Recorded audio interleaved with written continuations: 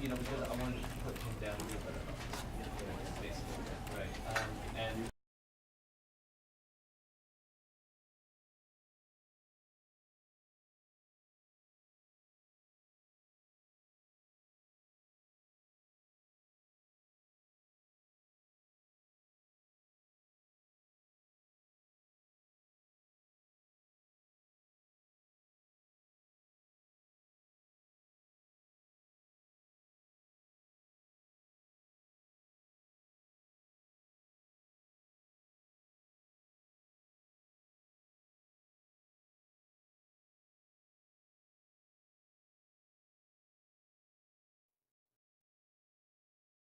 This is the story of a man named Stanley.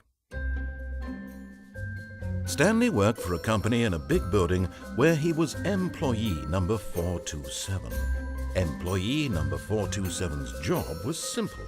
He sat at his desk in room 427 and he pushed buttons on a keyboard. Orders came to him through a monitor on his desk, telling him what buttons to push, how long to push them, and in what order.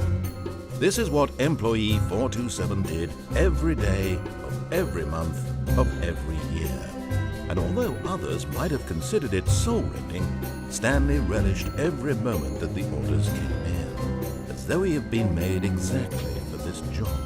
And Stanley was happy. And then one day, something very peculiar happened. Something that would forever change Stanley. Something he would never quite forget. He had been at his desk for nearly an hour when he realized that not one single order had arrived on the monitor for him to follow. No one had showed up to give him instructions, call a meeting, or even say hi. Never in all his years at the company had this happened, this complete isolation. Something was very clearly wrong. Shocked, frozen solid, Stanley found himself unable to move for the longest time. But as he came to his wits and regained his senses, he got up from his desk and stepped out of his office.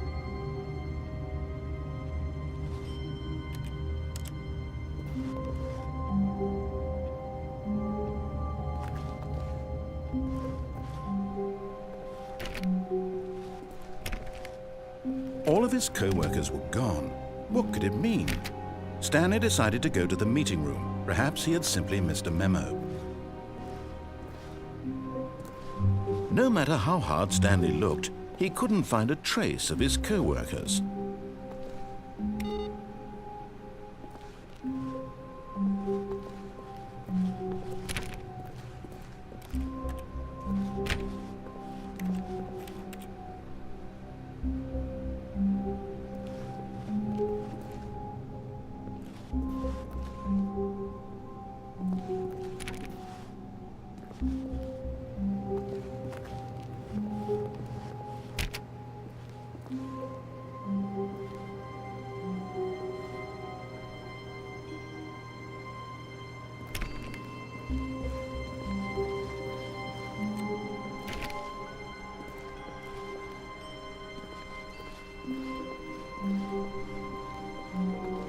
When Stanley came to a set of 2 open doors, he entered the door on his left.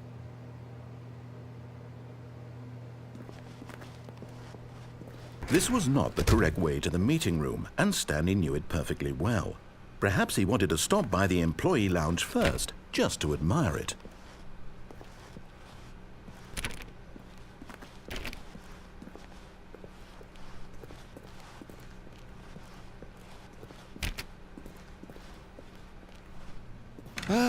Yes, truly a room worth admiring. It had really been worth the detour after all, just to spend a few moments here in this immaculate, beautifully constructed room. Stanley simply stood here, drinking it all in.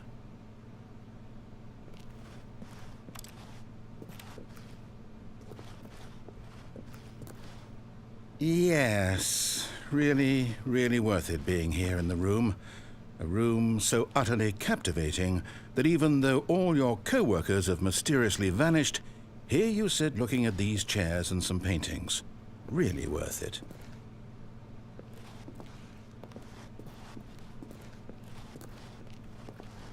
At this point, Stanley's obsession with this room bordered on creepy and reflected poorly on his overall personality. It's possible that this is why everyone left.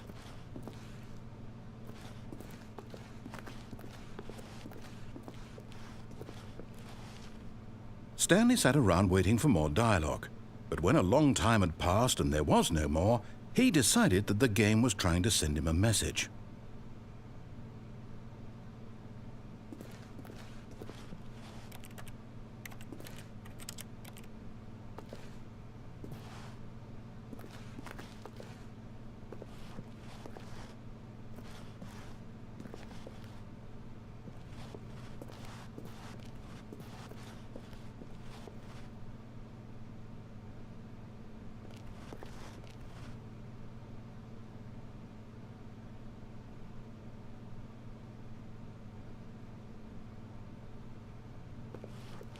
But at last, he'd had enough of the amazing room and took the first open door on his left to get back to business.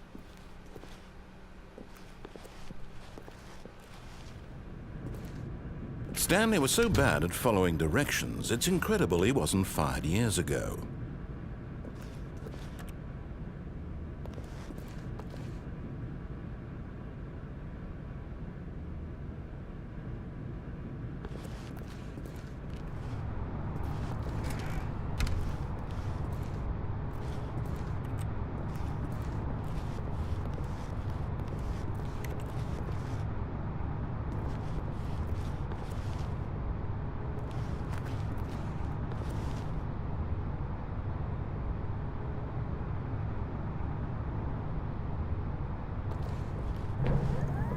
Look, Stanley, I think perhaps we've gotten off on the wrong foot here.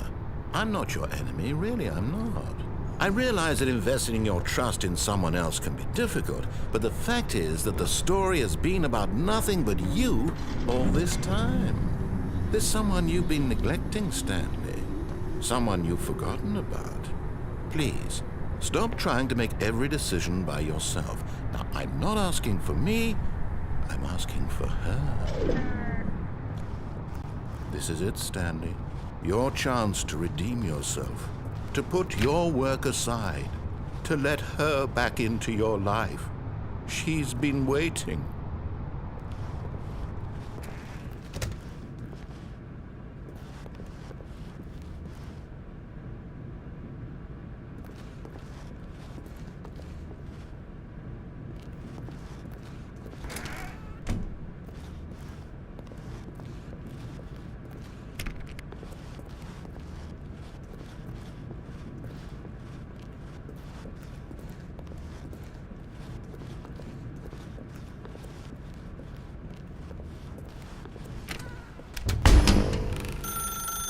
That's her, Stanley. You need to be the one to do this, to reach out to her. If you can truly place your faith in another, then pick up the phone.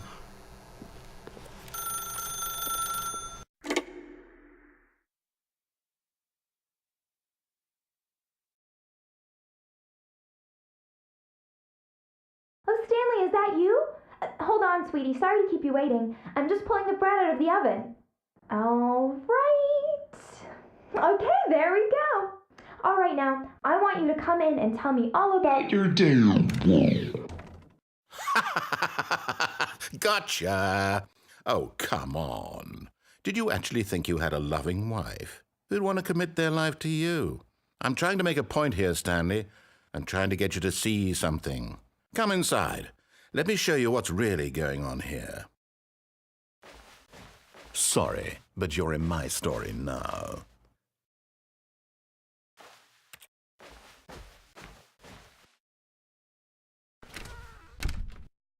This is a very sad story about the death of a man named Stanley. Stanley is quite a boring fellow. He has a job that demands nothing of him, and every button that he pushes is a reminder of the inconsequential nature of his existence.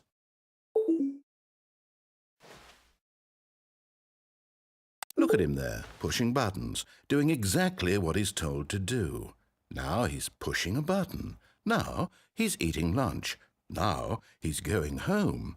Now he's coming back to work. One might even feel sorry for him, except that he's chosen this life.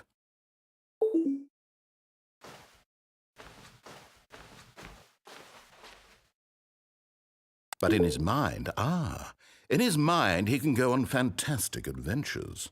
From behind his desk, Stanley dreamed of wild expeditions into the unknown, fantastic discoveries of new lands.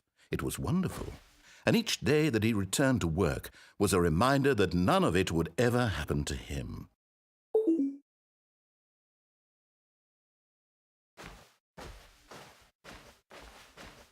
And so he began to fantasize about his own job. First, he imagined that one day while at work, he stepped up from his desk to realize that all of his co-workers, his boss, everyone in the building had suddenly vanished off the face of the earth. The thought excited him terribly.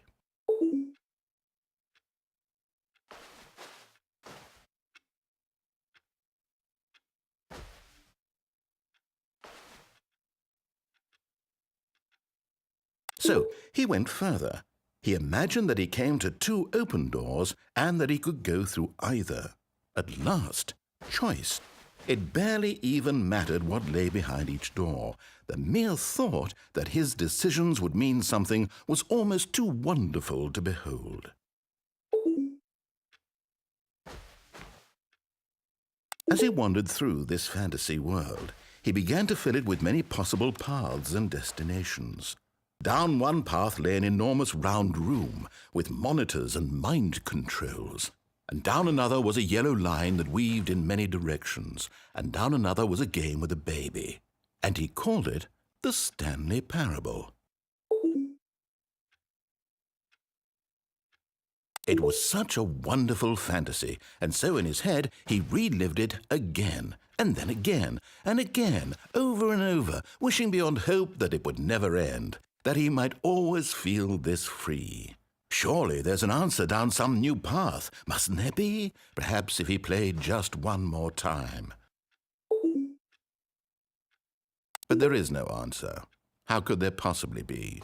In reality, all he's doing is pushing the same buttons he always has. Nothing has changed. The longer he spends here, the more invested he gets, the more he forgets which life is the real one. And I'm trying to tell him this, that in this world he can never be anything but an observer, that as long as he remains here, he's slowly killing himself. But he won't listen to me. He won't stop. Here, watch this. Stanley, the next time the screen asks you to push a button, do not do it.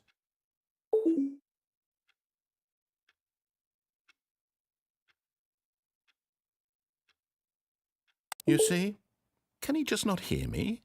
How can I tell him in a way that he'll understand that every second he remains here, he's electing to kill himself? How can I get him to see what I see? How can I make him look at himself?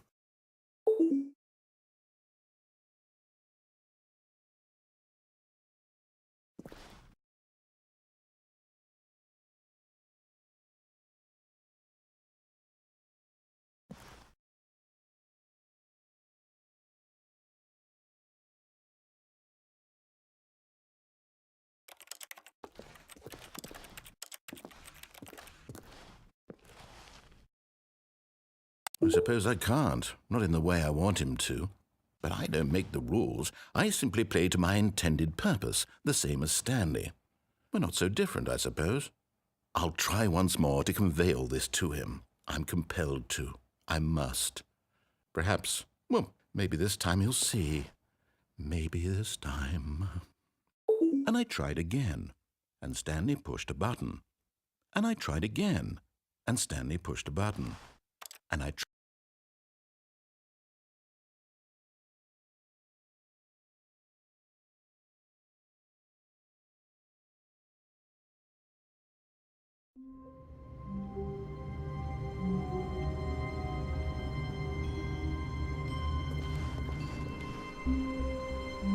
All of his co-workers were gone. What could it mean? Stanley decided to go to the meeting room. Perhaps he had simply missed a memo.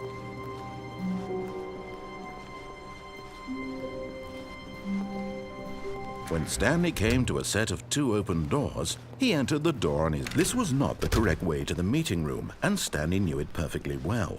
Perhaps he wanted to stop by the employee lounge first, just to admire it. Wow. Yes, this room. What a beautiful room. What a gorgeous, gorgeous room. Thank goodness Stanley had taken this detour on his way to the meeting room. Life without having experienced this room was now too horrible even to consider. But eager to get back to business, Stanley took the first open door on his left. And so he detoured through the maintenance section, walked straight ahead to the opposite door, and got back on track.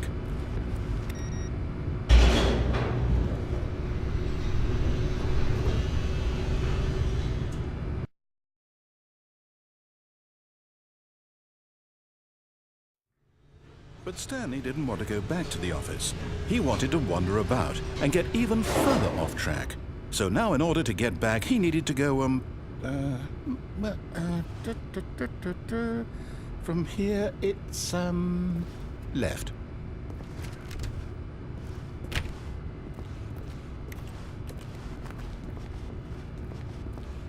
Oh, no, it's to the right, my mistake. No, not the right. Why would I have ever said it was to the right? What was I thinking? It's clearly... Oh dear, would you hold on for a minute, please? Now, let's see. We went down right, left, down, left, right. Yep, okay, yes. I've got it now. This story is absolutely, definitely this way.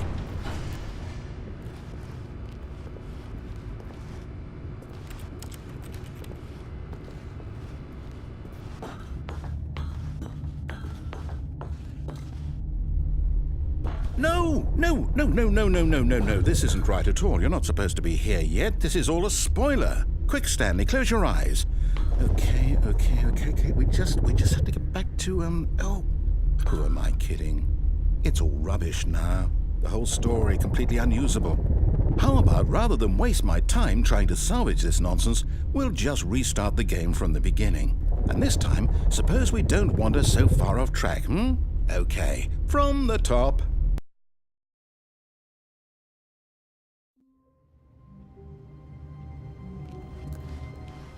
All of his co-workers were gone. What could it mean? Stanley decided to go to the meeting room. Perhaps he had simply missed a memo.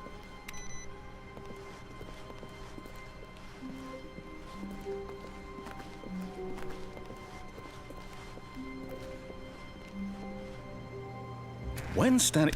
Wait, what? No, I restarted. I swear I definitely restarted the game over, completely fresh. Everything should be... Or did something change? Stanley, did you change anything when we were back in that room with all the monitors? Did you move the story somewhere or... Hold on. Why am I asking you? I'm the one who wrote the story. It was right here just a minute ago. I know for sure that it's here somewhere. Okay, then. It's an adventure. Come, Stanley. Let's find the story.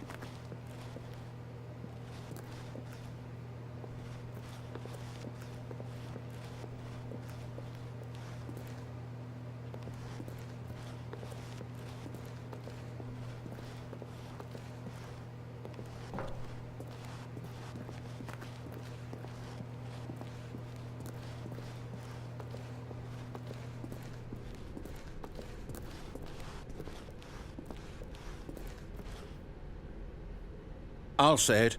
This is the worst adventure I've ever been on. I can promise you there definitely was a story here before.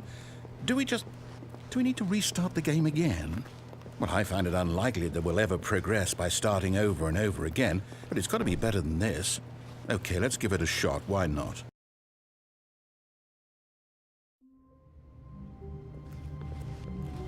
All of his co-workers were gone. What could it mean? Stanley decided to go to the meeting room. Perhaps he had simply missed a memo.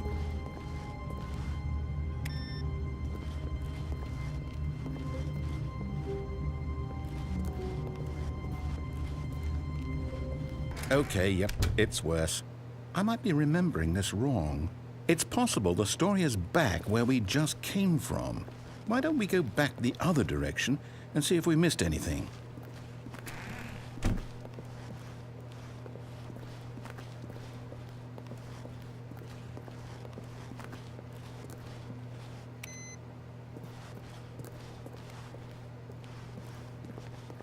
Aha!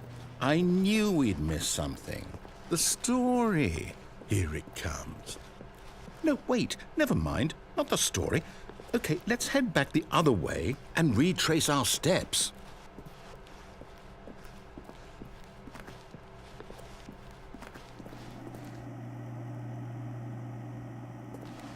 Now this... Well, I'll be honest, I don't recognize this place at all. Is this the story? I don't think so. I can't quite recall, but I believe my story took place in an office building. Is that correct? Do you remember, Stanley?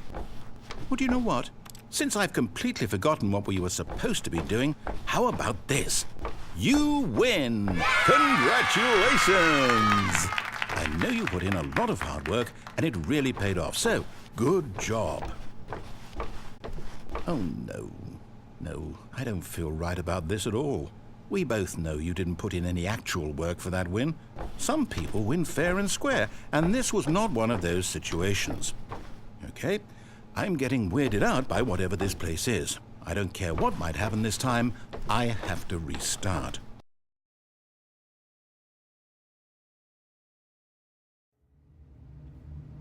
All right, I've got a solution. This time, to make sure we don't get lost, I've employed the help of the Stanley Parable adventure line. Just follow the line. How simple is that?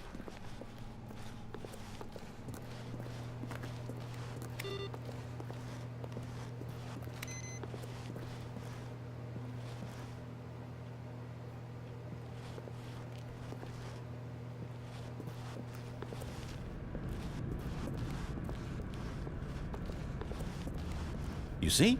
The line knows where the story is. It's over in this direction. Onward, Stanley, to destiny. Though, here's a thought. Wouldn't wherever we end up be our destination, even if there's no story there? Or to put it another way, is the story of no destination still a story? Simply by the act of moving forward, are we implying a journey such that a destination is inevitably conjured into being via the very manifestation of the nature of life itself? Okay, Stanley, I need to follow this train of thought for a minute. Just stick with me. Now, we can both agree that the nature of existence is in fact a byproduct of one's subjective experience of that existence, right? Okay. Now, if my experience of your existence rests inside of your subjective experience of this office, is this office, in fact, the skeleton of my own relative experiential mental subjective construct? Whoa. Hang on. That got a bit weird back there. Well, I'd like to apologize. Not sure where I was going with all that. You know what? I think what we need right now is a bit of music to lighten the mood.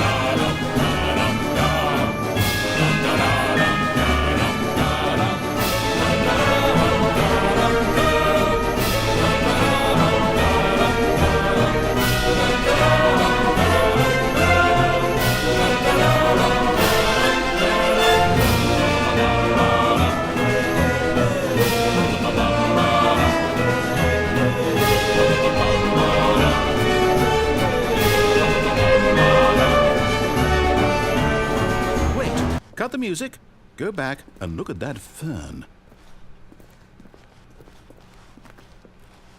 Stanley, this fern will be very important later in the story. Make sure you study it closely and remember it carefully. You won't want to miss anything.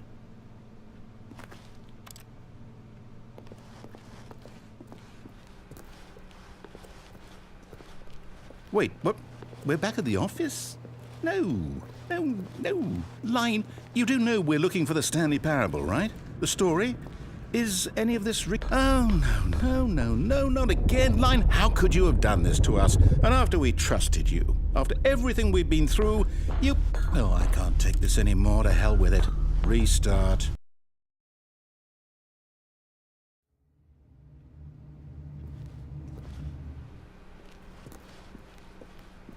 You know what, Stanley? I say forget the adventure line. What's it ever done for us? We're intelligent people, right?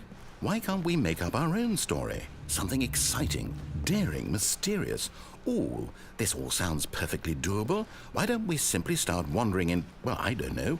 How about this direction? Now, yes, this is exciting. Just me and Stanley forging a new path, a new story. Well, it could be anything. What do you want our story to be? Go wild. Use your imagination. Whatever it might be, Stanley, I'm ready for it.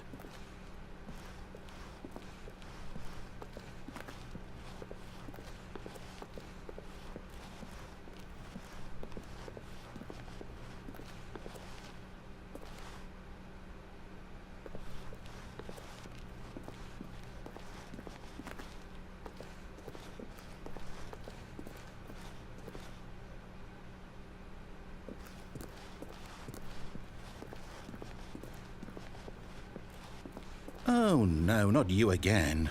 Stanley, I'd also like to veto the line from having any role in our awesome new story. No lines or monitor rooms. Just don't acknowledge it, and we should be fine.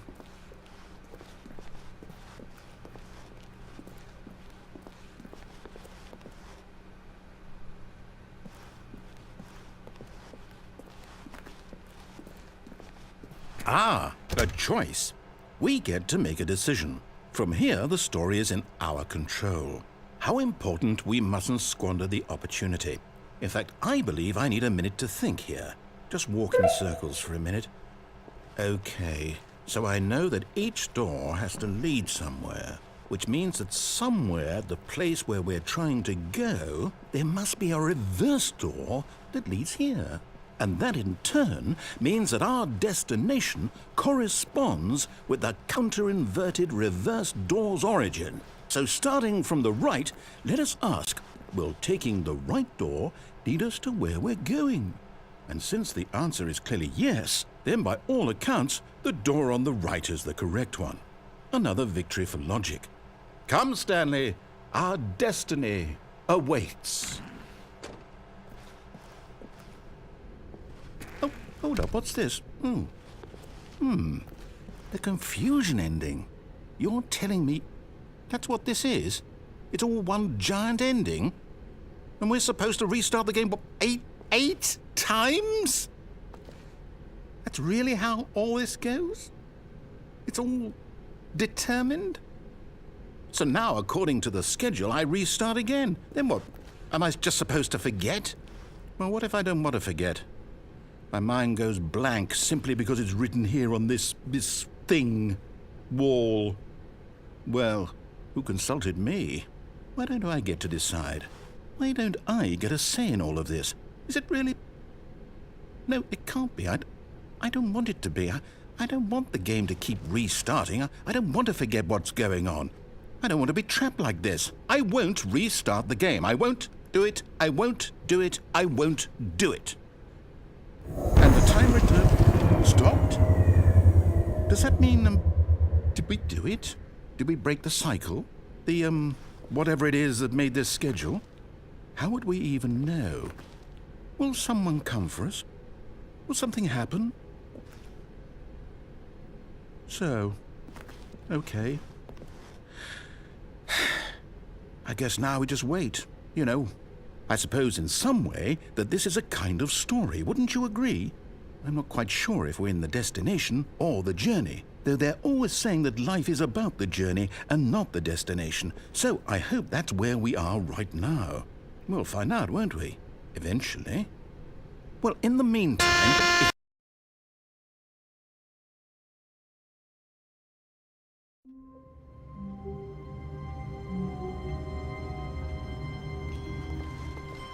All of his co-workers were gone. What could it mean? Stanley decided to go to the meeting room. Perhaps he had simply missed a memo.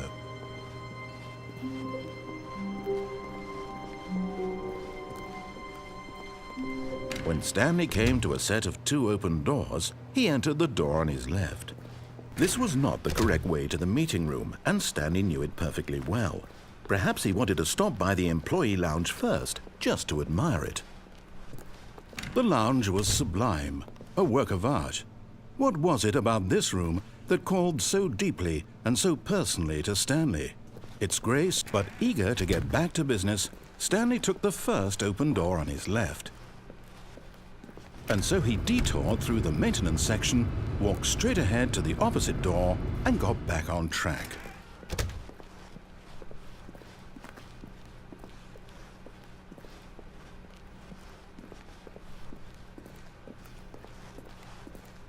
Yet there was not a single person here either. Feeling a wave of disbelief, Stanley decided to go up to his boss's office, hoping he might find an answer there.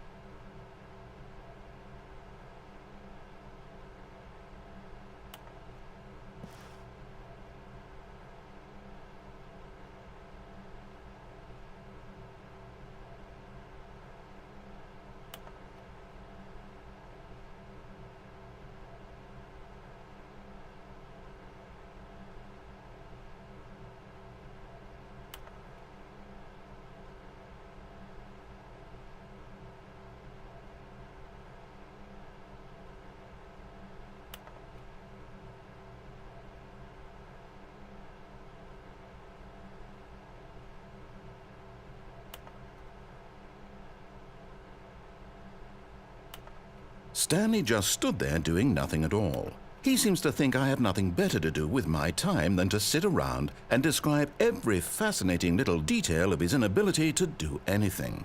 This is why Stanley and I are on such good terms.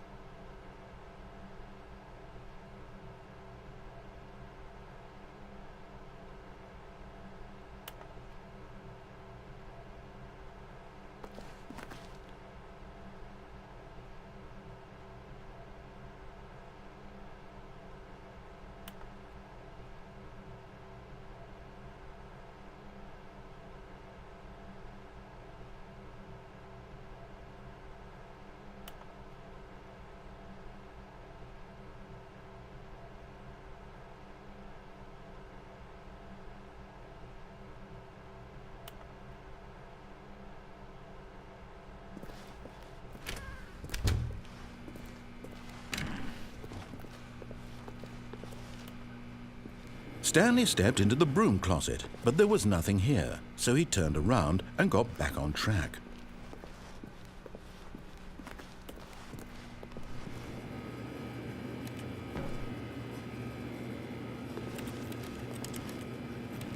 There was nothing here. No choice to make, no path to follow, just an empty broom closet. No reason to still be here.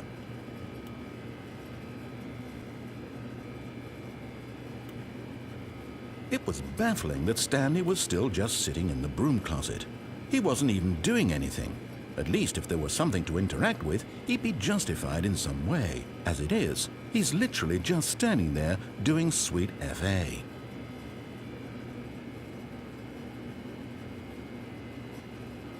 Are you really still in the broom closet? Standing around doing nothing? Why? Please offer me some explanation here. I'm genuinely confused.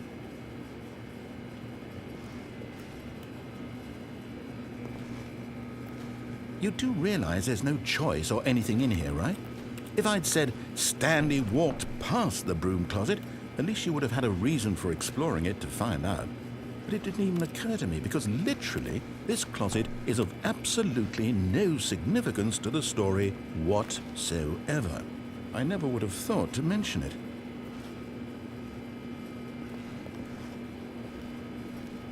Maybe to you this is somehow its own branching path. Maybe when you go talk about this with your friend, you'll say, "Oh, did you get the broom closet ending? The broom closet ending was my favorite." I hope your friends find this concerning.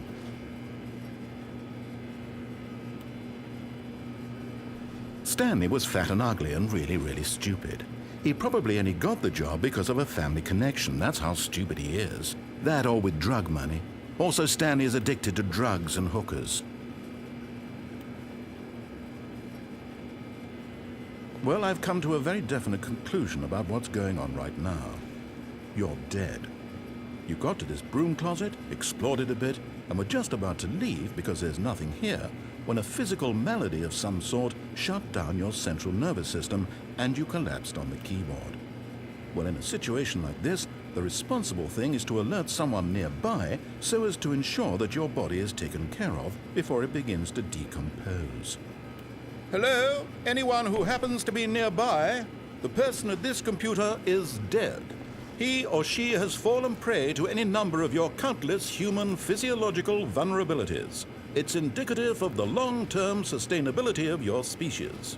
Please remove their corpse from the area and instruct another human to take their place at the computer, making sure they understand basic first-person video game mechanics and filling them in on the history of narrative tropes in video gaming, so that the irony and insightful commentary of this game is not lost on them. All right, when you've done that, just step out into the hallway.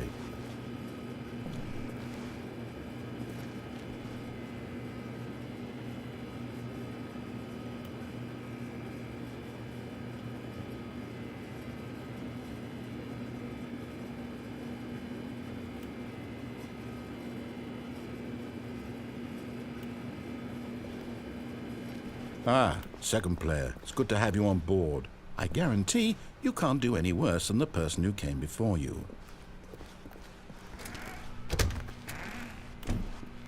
You too? Unbelievable. I'm at the mercy of an entire species of invalids. Perhaps there's a monkey nearby you can hand the controls to. A fish? Fungus? Look, you can hammer out the details. I'm not particularly picky. I'll just be waiting for when you're ready to pick up the story again.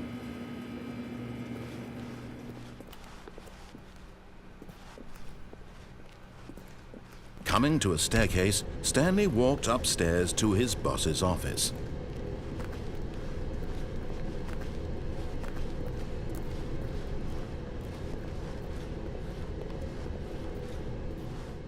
But Stanley just couldn't do it. He considered the possibility of facing his boss. Admitting he had left his post during work hours, he might be fired for that. And in such a competitive economy, why had he taken that risk? All because he believed everyone had vanished? His boss would think he was crazy. And then something occurred to Stanley. Maybe, he thought to himself, maybe I am crazy. all of my co-workers blinking mysteriously out of existence in a single moment for no reason at all? None of it made any logical sense. And as Stanley pondered this, he began to make other strange observations. For example, why couldn't he see his feet when he looked down? Why did doors close automatically behind him wherever he went? And for that matter, these rooms were starting to look pretty familiar. Were they simply repeating? No, Stanley said to himself, this is all too strange. This can't be real. And at last, he came to the conclusion that had been on the tip of his tongue. He just hadn't found the words for it. "I'm dreaming!" he yelled. "This is all a dream." Oh, what a relief Stanley felt to have finally found an answer, an explanation. His co-workers weren't actually gone. He wasn't going to lose his job. He wasn't crazy after all. And he thought to himself, I suppose I'll wake up soon. I'll have to go back to my boring real-life job pushing buttons. I may as well enjoy this while I'm still lucid. So he imagined himself flying and began to gently float above the ground. Then he imagined himself soaring through space on a magical star field, and it too appeared. It was so much fun, and Stanley marveled that he had still not woken up. How was he remaining so lucid? And then perhaps the strangest question of them all entered Stanley's head. One he was amazed he hadn't asked himself sooner. Why is there a voice in my head dictating everything that I'm doing and thinking? Now the voice was describing itself being considered by Stanley, who found it particularly strange. I'm dreaming about a voice describing me, thinking about how it's describing my thoughts, he thought. And while he thought it all very odd and wondered if this voice spoke to all people in their dreams, the truth was that, of course, this was not a dream. How could it be? Was Stanley simply deceiving himself, believing that if he's asleep, he doesn't have to take responsibility for himself? Stanley is as awake right now as he's ever been in his life. Now, hearing the voice speak these words was quite a shock to Stanley. After all, he knew for certain, beyond a doubt, that this was in fact a dream. Did the voice not see him float and make the magical stars just a moment ago? How else would the voice explain all that? This voice was a part of himself too. Surely, if he could just... He would prove it. He would prove that he was in control, that this was a dream. So he closed his eyes gently, and he invited himself to wake up. He felt the cool weight of the blanket on his skin, the press of the mattress on his back, the fresh air of a world outside this one. Let me wake up, he thought to himself. I'm through with this dream. I wish it to be over. Let me go back to my job. Let me continue pushing the buttons. Please, it's all I want.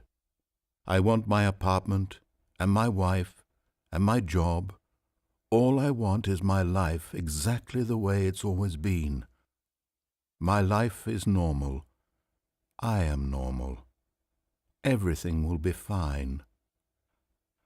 I am okay.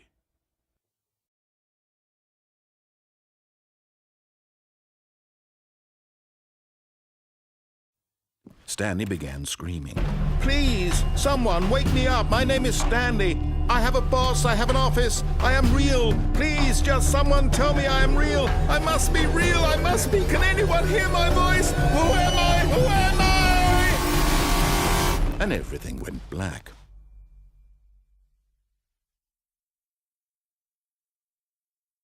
This is the story of a woman named Mariella. Mariella woke up on a day like any other. She arose, got dressed, gathered her belongings, and walked to her place of work. But on this particular day, her walk was interrupted by the body of a man who had stumbled through town talking and screaming to himself, and then collapsed dead on the sidewalk. And although she would soon turn to go call for an ambulance, for just a few brief moments, she considered the strange man. He was obviously crazy. This much she knew. Everyone knows what crazy people look like. And in that moment, she thought to herself how lucky she was to be normal. I am sane. I am in control of my mind. I know what is real and what isn't. It was comforting to think this, And in a certain way, seeing this man made her feel better. But then she remembered the meeting she had scheduled for that day. The very important people whose impressions of her would affect her career, and by extension, the rest of her life. She had no time for this, so it was only a moment that she stood there, staring down at the body. And then she turned and ran.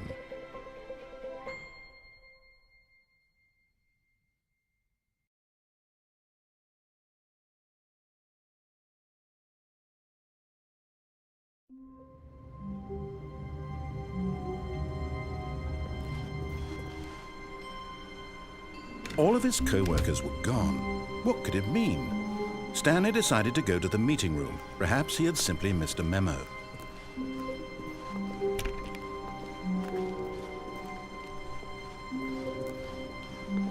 When Stanley came to a set of 2 open doors, he entered the door on his left.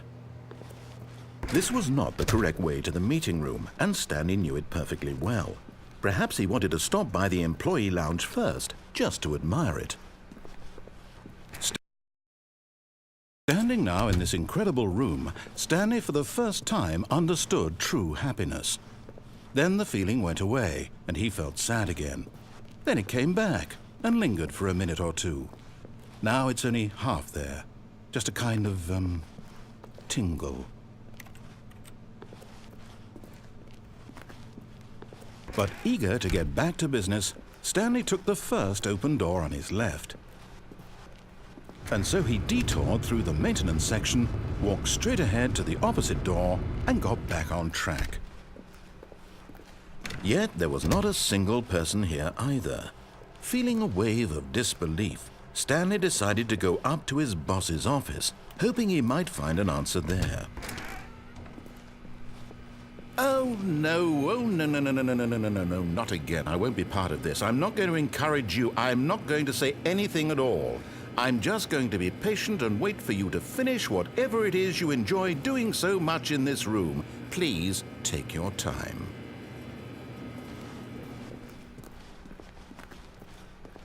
Coming to a staircase, Stanley walked upstairs to his boss's office.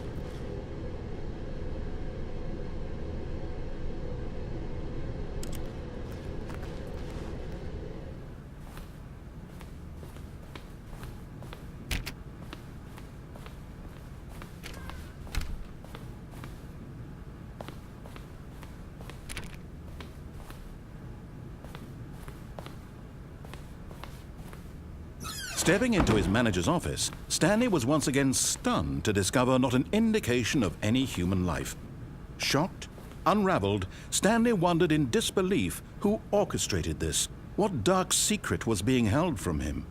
What he could not have known was that the keypad behind the boss's desk guarded the terrible truth that his boss had been keeping from him. And so the boss had assigned it an extra secret PIN number, 2845. But of course, Stanley couldn't possibly have known this.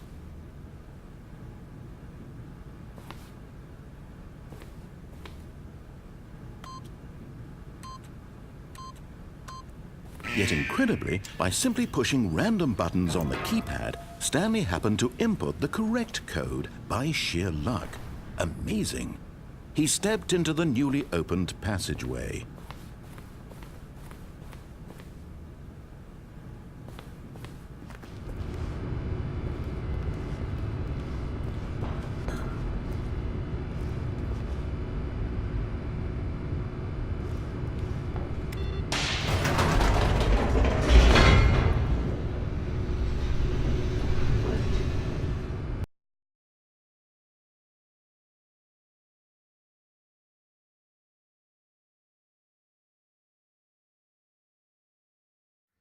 Descending deeper into the building, Stanley realized he felt a bit peculiar. It was a stirring of emotion in his chest, as though he felt more free to think for himself, to question the nature of his job. Why did he feel this now, when for years it had never occurred to him? This question would not go unanswered for long.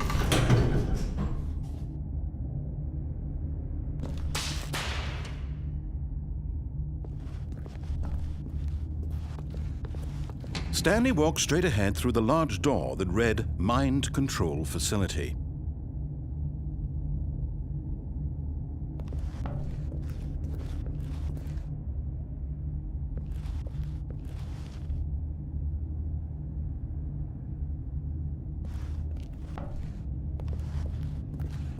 Although this passageway had the word escape written on it, the truth was that at the end of this hall, Stanley would meet his violent death. The door behind him was not shut. Stanley still had every opportunity to turn around and get back on track. At this point, Stanley was making a conscious, concerted effort to walk forward and willingly confront his death.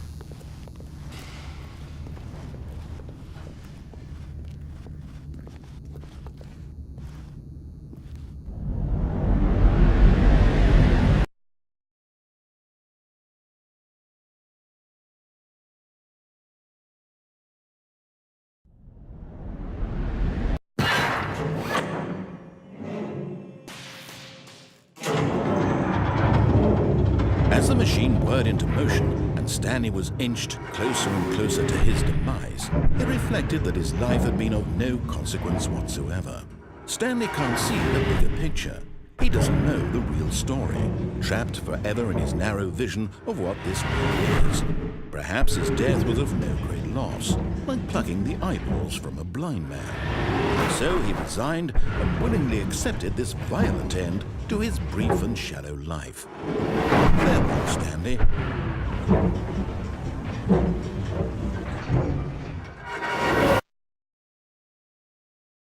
"Farewell, Stanley," cried the narrator, as Stanley was led helplessly into the enormous metal jaws. In a single visceral instant, Stanley was obliterated as the machine crushed every bone in his body, killing him instantly.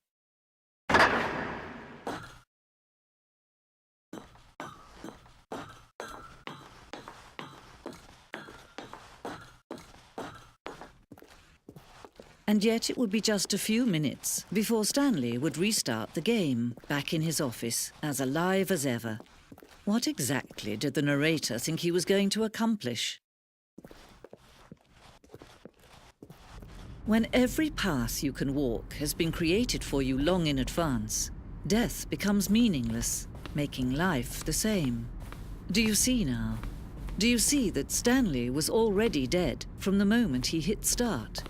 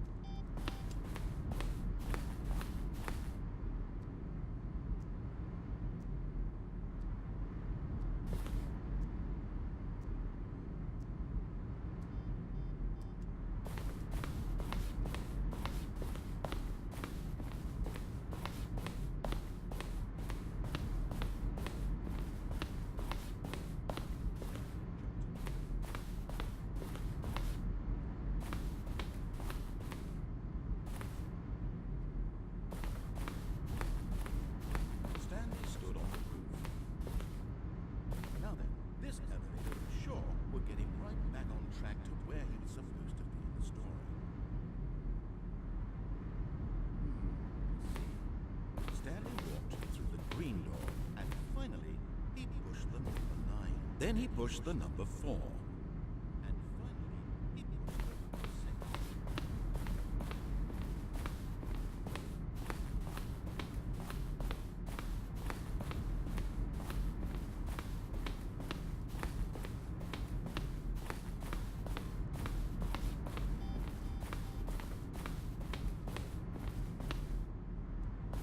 the number 6. Oh, look at these two. How they wish to destroy one another.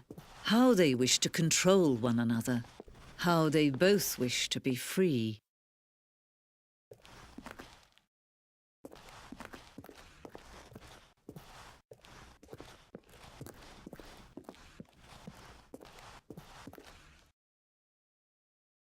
Can you see? Can you see how much they need one another? No, perhaps not. Sometimes these things cannot be seen. But listen to me. You can still save these two. You can stop the program before they both fail. Push escape and press quit.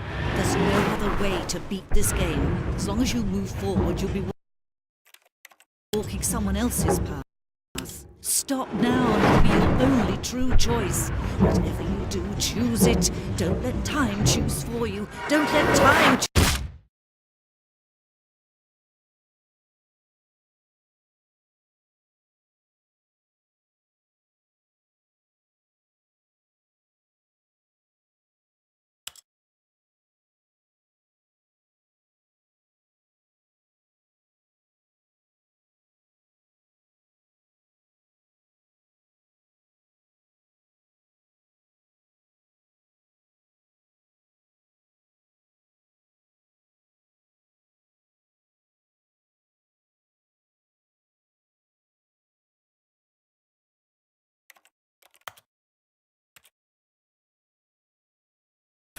Hoping he might find an answer there.